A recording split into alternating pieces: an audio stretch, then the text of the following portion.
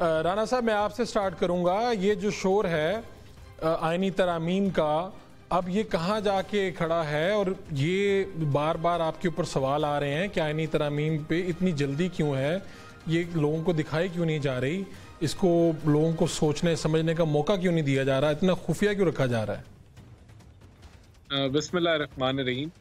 देखें, अब तो बिल्कुल भी खुफिया नहीं रखा जा रहा। JUIF जो है वो अपने प्रपोजल तैयार कर रही है, पीपल्स पार्टी ने अपने प्रपोजल तैयार कर लिए हैं, कुछ बार काउंसिल्स जो हैं उन्होंने अपने प्रपोजल तैयार किए हैं और गवर्नमेंट भी जो है वो अपने प्रपोजल उनके तैयार हैं पहले से ही। तो ये आपस में एक कंसेंसस बिल्डिंग का जो मरहला है वो जारी है। ये पॉइंट आप उधर से भी ले लेने दें। राना साहब, ये क्या बात है, 7 अफराद का अगवा आईनी तरामीम के लिए कैसे होती हैं आईनी तरामीम? ये जो इन्होंने इल्ज़ाम लगाया है, आप इसके बारे में पहले तो बता दें और फिर अगली बात करें। देखिए, अगवा अगर कोई हुआ है तो नहीं होना चाहिए, लेकिन अगर कोई अगवा हुआ है वो आके अपना बयान दे, अपनी FIR कटवाए और कानून जो है वो कार्रवाई करेगा। बहरहाल हम तो कंसेंसस बिल्डिंग के अंदर बिलीव करते हैं। हम JUIF से भी जो है मुशावरत में हैं, हम पीपल्स पार्टी से भी मुशावरत में हैं, MQM और दीगर जमातों के साथ हम एक पेज पे आने की कोशिश कर रहे हैं कि आईनी तरामीम हो। और ये कहना कि ये कोई ऐसी तरामीम है कोई हम कोई ईजाद करने जा रहे हैं, ये बिल्कुल झूठ और प्रोपेगेंडा है। अगर हम आईनी अदालतों की बात कर रहे हैं तो आईनी अदालतें जो हैं वो 80 से ज़ायद मुल्कों के अंदर एग्जिस्ट करती हैं। अगर एग्जेक्टिव या पार्लियामेंट के अंदर से कोई जुडिशरी की कोई सिलेक्शन का मैकेनिज्म हो तो वो भी दर्जनों ममालिक में इसी तरह जुडिशरी जो है वो सिलेक्ट होती है। और यही तरीका कार है कि एग्जेक्टिव पार्लियामेंट की बॉडी कोई या कमेटी जो है वो उनकी सिलेक्शन करती है। तो ये भी कोई ऐसी चीज़ नहीं प्रपोज की जो कि अनहोनी हो। अगर एज के ऊपर कोई बढ़ाना है तो वो मुख्तलिफ ममालिक आजकल दुनिया के अंदर वो कर रहे हैं। अगर हम बात कर रहे हैं कि जजेस की परफॉर्मेंस के ऊपर एक क्राइटेरिया होना चाहिए तो वो भी बिल्कुल एक जेन्युइन बात है। तो ये देखें, बात इनको खौफ किस चीज़ का है? पहली बात तो ये कि अगर 2/3 होगी तो फिर ही ये आईनी तरमीम होगी, और 2/3 अगर हो कंसेंसस किसी चीज़ के ऊपर तो फिर पार्लियामेंट का हक है कि वो जो है वो तरामीम लेके आए। और ये कहना कि ये कोई जल्दी क्या है, देखें इसको तो बहुत पहले हो जाना चाहिए था। नहीं, वो आजम साहब ने बयान दिया था ना, उसी की आड़ में वो कह रहे हैं ना। आजम साहब ने कहा अभी तो मुझे मिला मसवदा, जिस दिन सबको खबरें चल रही थी कि इजलास आ चुका है, बैठे हुए हैं लोग, और उस दिन उन्होंने कहा मुझे मसवदा मिला, रात गए वो मसवदा उनको मिला था कहीं, उसी की आड़ में। अगर गवर्नमेंट ने उस वक्त कुछ जरा जल्दी करने की कोशिश की तो गवर्नमेंट को उसका नुकसान पहुंचा कि वो तरामीम नहीं हो सकी। तो अब इसीलिए हम लार्जर कंसेंसस की तरफ अब बढ़ चुके हैं और हम पूरी उम्मीद हैं कि एक लार्जर कंसेंसस डेवलप होगा। एक ब्रोकन जो जुडिशल सिस्टम है जहां जजेस अपनी खुद अपॉइंटमेंट करते हैं और एक ही चेंबर से एक ही किस्म के हम ख्याल जजेस आते हैं, और उसी वजह से इस निज़ाम के अंदर इतना जो है कह लें कि दुनिया के अंदर बॉटम 10 में रैंक्ड है। तो मैं समझता हूं कि बिल्कुल आईनी तरमीम की तरफ हम बढ़ रहे हैं, कंसेंसस बिल्डिंग हो रही है। अब आप पे भी तो इल्जाम लगेगा कि अगर आप हम ख्याल जजेस की बात कर रहे हैं तो जब आप ये सिस्टम ला रहे हैं तो इस पे कैसे, यानी इतनी शफाफियत कैसे होगी कि आपके ऊपर इल्जाम ना आए कि ये आपके हम ख्याल जजेस ना हो जो आप कोड बनाने जा रहे हैं? इस सब को कैसे इंश्योर करेंगे? देखिए, ये तो फिर इसमें जो दुनिया के अंदर जो प्रैक्टिसेस हैं, मैंने आपको बताया कि जो सिलेक्शन ऑफ जजेस का जो निज़ाम होता है उसके अंदर पार्लियामेंट, कुछ मुल्कों में पार्लियामेंट अपना किरदार अदा करती है, कुछ मुल्कों में एग्जेक्टिव एक सिलेक्शन करती है, फिर कॉन्स्टिट्यूशनल जो कोर्ट्स हैं उसमें चारों सूबों की नुमाइंदगी की बात हो रही है।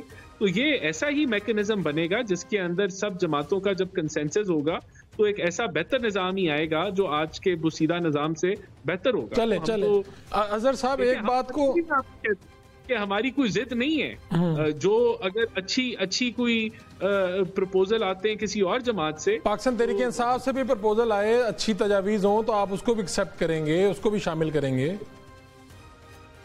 बिल्कुल। गुफ्तगू का सिलसिला जारी है। राना एहसान साहब, बस एक आखिरी बात आप बता दें, आप उठ भी रहे हैं अपनी सीट से, बताएं कि क्या होने क्या जा रहा है इस्लामाबाद में, पाकिस्तान में? ये जो हम बता रहे थे पहले ही SCO, और देखें पाकिस्तान तरक्की की राह पे गामजन है, महंगाई काबू में आ गई है, सूद की शरह नीचे आ रही है, स्टॉक मार्केट आपके सामने है, अल्हम्दुलिल्लाह स्टेबलाइजेशन हो चुकी है। अब आपका IMF का मुआहदा मुकम्मल हो गया है, SCO का बड़ा इवेंट होने जा रहा है। अभी आपने देखा, पूरी कौम ने देखा कि किस तरह सऊदीज के साथ MOU साइन हो रहे हैं, बिजनेस पाकिस्तान में आने लगा है। तो मैं समझता हूँ इंशाल्लाह हम पॉजिटिव हैं, लेकिन एक जमात का एजेंडा ये है कि उन्होंने अफरा तफरी फैलानी है, मईशत को डिस्टेबलाइज करना है और इस मुल्क में तसादुम और इंतशार जैसी सूरत हाल फैलानी है। इनके सारे जो कह लें प्लान है वो फ्लॉप होंगे और इंशाल्लाह आईनी तरामीम भी आएंगी और ये हुकूमत अपना टेन्योर पूरा करेगी इंशाल्लाह। ठीक है अजय साहब, आपका टेक मैं ले लूं, ये आप बार बार हंस रहे थे दरमियान में। मैंने कहा ना, हजारों ख्वाहिशें ऐसी कि हर ख्वाहिश के 2.5 सालों में मुइशत की तबाह बर्बादी कर ली। पेट्रोल पकड़ा नहीं जा रहा, नहीं जा रही, किसने कहा महंगाई कम होगी, लोग खुदकुशियां कर रहे हैं। यानी ये लोग ये बातों से नहीं खाना। अभी आप आ जाए, आज इलेक्शन करा रहे, पता लग जाएगा दाल रोटी क्या किस भाव मिलती है। तो हम तो चाहते हैं कि अवाम के जो मसाइल हैं उसका हल निकाला जाए और उसका हल इस गवर्नमेंट को घर भेज के है। ये जो 45 और 47 की जाली हुकूमत बैठकर चमचाती है ना कि राज करे, राज यहाँ मखलूके खुदा करेगी। यानी वो नामालूम लोग नहीं करेंगे, ना वो एस्टैब्लिशमेंट के सरकर्दा नुमाइंदे जिन्होंने, अब तो बिलावल भुट्टो साहब भी उस लाइन पर चल निकले हैं। अल्लाह करे कि उनको मोहतरमा बेनजीर भुट्टो साहिबा और जुल्फकार अली भुट्टो ने जो कहा था उस पर अमल दरामद होता नजर है। इनके पास कुछ नहीं है करने के लिए और ये भी फैसला करना पड़ेगा। हमें अमेरिकन और इस्राएली ब्लॉक से निकलना होगा, हमें आना पड़ेगा चाइना ब्लॉक के साथ, हमें आना पड़ेगा रशिया के साथ, तुर्की के साथ, अफगानिस्तान, ईरान के साथ हमें आना पड़ेगा। और ये इमरान खान चाह रहा था और इमरान खान की गवर्नमेंट गिरा दी गई। आज बैठ के जब अब SOC हो रहा है जो है ना, वो क्या है, वो इमरान खान का किया हुआ काम है कि आप इन लोगों के साथ इकट्ठे हो रहे हैं। अब वरना आपने तो सत्यानाश कर दिया था अमेरिका के साथ जाकर। पाकिस्तान जो समझ रहे हैं साहब, आखिरी बात यह है कि पाकिस्तान तहरीक इंसाफ क्या करने जा रही है? यानी आईनी तरामीम की तरफ तो हुकूमत ने बढ़ना ही बढ़ना है, बिल्कुल साफ अज़ाइम नजर आ रहे हैं। JUI फे के साथ इस वक्त क्या किस नोयत पे बात हुई है? बिल्कुल नहीं होनी चाहिए, कुछ तरामीम होनी चाहिए, यानी क्या है पाकिस्तान तहरीक इंसाफ सोच क्या रही है?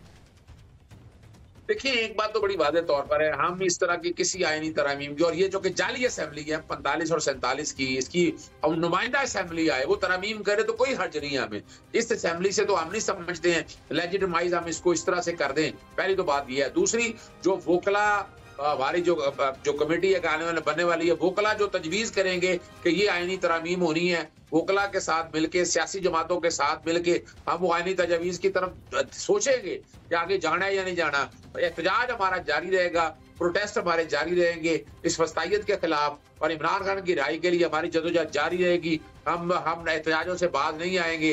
ये जो अभी हुआ था एहतजाज, इसमें जो गंडापुर साहब के हवाले से खदशात रहे पार्टी के, ये वो दुरुस्त हो गए हैं सबके? कहते हैं कि जी वो बिल्कुल एतमाद में लिए बगैर कोई इस तरह से उन्होंने हरकतें की हैं या रुपोश हो गए थे वहाँ से जो चलता रहा। क्या पाकिस्तान तहरीक इंसाफ को कोई उनसे पूछा गया कि भाई तो आप कहाँ थे वो इतने घंटों का? अभी तक मामला हल नहीं हुआ वो? देखिए ना जी ना, हमारी इंटरनल हम इंटरनल मुतमईन है उनके हवाले से। इमरान खान साहब से जब मुलाकात होगी वो क्लैरिफिकेशन वो हमारे लीडर देंगे। लेकिन हम बता दें, जहाँ तक अली मीन गंडापुर ने अब जब से शुरू से तकलीफ बर्दाश्त करके आज तक वो जिस तरह लड़ रहा है, जिस तरह आ रहा है, यानी वो कम से कम वो लीडर है, दुम दबा के भागा नहीं है। जो हम में से दुम दबा के भाग गए वो एक अलग इशू है और वो आज भुगते फिर रहे हैं। तो ये खड़े हुए हैं और ये असूलों पे लड़ भी रहे हैं। और इमरान खान जब तक आशीर्वाद है, इमरान खान साहब जब तक अली मीन गंडापुर को साइड पे नहीं करते, हम